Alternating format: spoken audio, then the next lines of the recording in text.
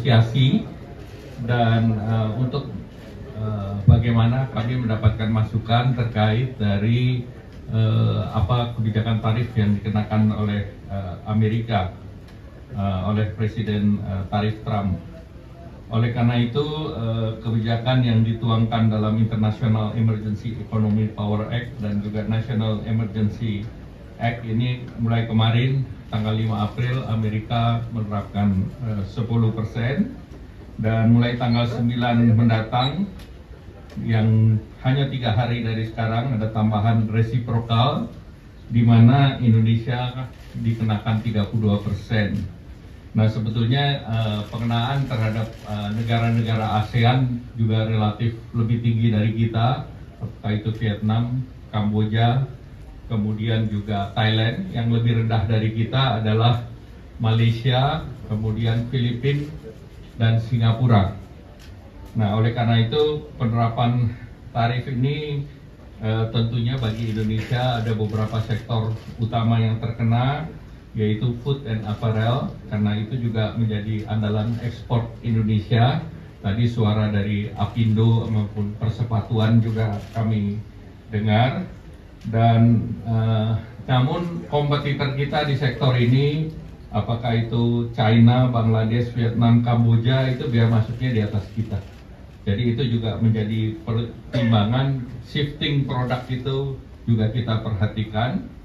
Kemudian juga bagi Indonesia itu another kesempatan juga karena marketnya itu besar di Amerika. Kemudian kedutaan besar di Indonesia juga sudah melakukan komunikasi dengan USTR dan tentunya dalam waktu dekat USTR menunggu proposal konkret dari Indonesia. Dan tentu hari ini kami selalu berkomunikasi dengan Bapak Presiden Prabowo.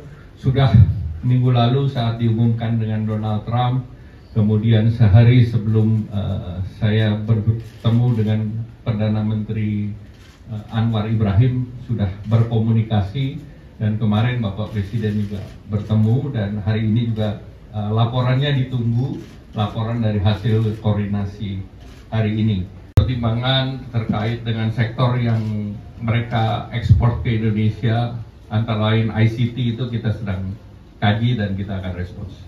Ada lagi?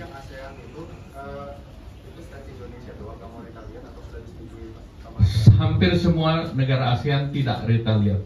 Jadi Vietnam sudah menurunkan semua tarifnya ke 0.